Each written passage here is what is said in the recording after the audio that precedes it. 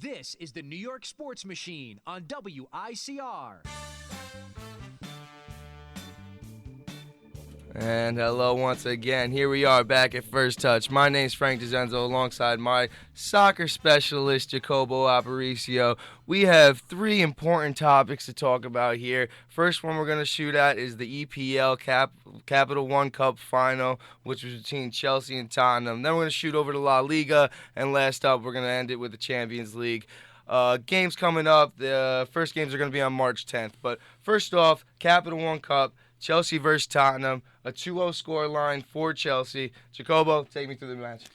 Hello, everyone. Well, Mourinho knows how to play finals. That's evident, and he did it in a special way. Probably criticized in other countries, especially in Spain, Real Madrid fans that Real Madrid fans that didn't like him because he was criticized of maybe playing too defensive.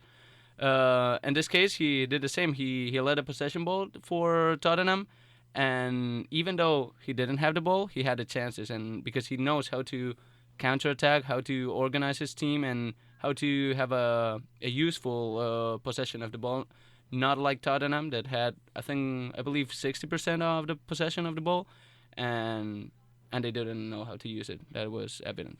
Agreed upon. Now, the first goal in by John Terry off a beautiful corner by Fabregas, assisted by Kurt Zouma. Then you have Kyle Walker, kind of in an own goal situation. Not much he can do about it, just a bad deflection. How do you feel Chelsea's possession, the counterattack on that one went? Do you think that Tottenham defense just kind of broke down, or people were just out of place? Yeah, and the moment you feel comfortable with the ball, you tend to relax, to forget about defense, because you really feel that you have everything under control, that you have the ball, so the other team is not going to be able to make any danger in your goal, and that's not true. I mean, Chelsea has really fast players and also players that serve the balls perfectly, like Fabregas or Hazard, for example, and they can serve to William, Costa. That's why Diego Costa, for example, is there for it. He's there to receive long balls and fight for them and build up a good counterattack and effective one, and like in this case.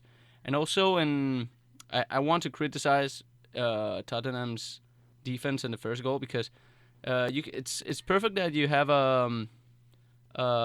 zone defense instead of man-by-man defense in the corners, but if your first player doesn't hit the ball when it's clearly his ball, the second one is just standing without even thinking that his partner can fail, and the third one just gets touched by the ball and leaves the ball just in the middle of the box. That can't happen.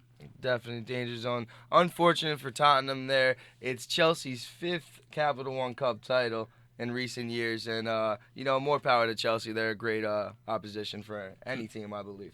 Yeah. So over to La Liga now. Real Madrid versus Villarreal. The score there was 1-1. Ronaldo with a penalty, and then Villarreal, Gerard Moreno putting in a nice, deflection into the box, kind of just put it into the right-hand corner. Possession there was completely controlled by Real Madrid. I mean, you couldn't really see it going any other way. And the number of shots, I feel like Real really had plenty of opportunity to take over the game and just put this one in the books, but they let Villarreal stick around a little bit. How do you feel about that? Yeah, this was a great game. Both teams really know how to treat the ball, and because Villarreal presents a really cool style of playing, like not only passing, combining the ball when they have the possession. I mean, when they feel they can have the possession because they're not facing a better team, like in this case. But when they face equal teams or lower teams, they absolutely have the possession of the ball, and they really play that tiki-taka that we like to see. In this case, they play a different game. They played as using counterattacks as their main force, because Marcelino really is a wonderful coach and has very well prepared this counterattack strategies. And Real Madrid had kind of the same problem that Tottenham, in the sense that they had the ball, they were even one goal up, but they hadn't. The game was not over. There was still a lot of time to play, and they didn't make. They're not as sharp now with their their occasions, and they have to make more goals if they want to take a rest, to think about different games. Like, we know that they have the Champions League and that stuff, but you got to go game by game and focus on your day. Now, sticking towards the Champions League, since you mentioned it, March 10th, Real Madrid now taking on Schalke. On aggregate, Real Madrid's up 2-0. Not looking too great for Schalke. They're in Madrid.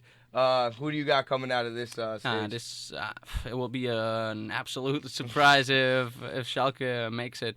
Now, Real Madrid I think is gonna win, and also is gonna be Ancelotti is gonna be able to use players that are not having that much time in order to give them minutes, confidence, and for example, Jesse, Ijarra, players like that deserve their opportunity, and they're gonna have it.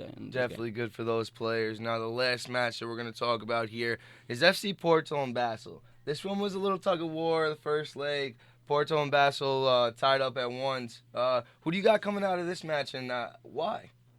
I would say Porto because they're playing at home, and also because they're more historic team and have more experience in the Champions League. They have even won the Champions League with Mourinho and once before.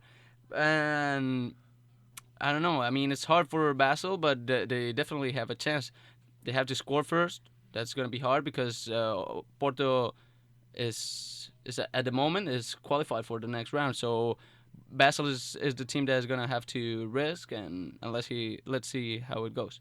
All right. Well, that's all the time we have here on First Touch. My name's Frank DiZenzo. Again, Jacobo Aparicio to my right, soccer specialist. You guys take it easy. We'll see you next time. Thank you very much.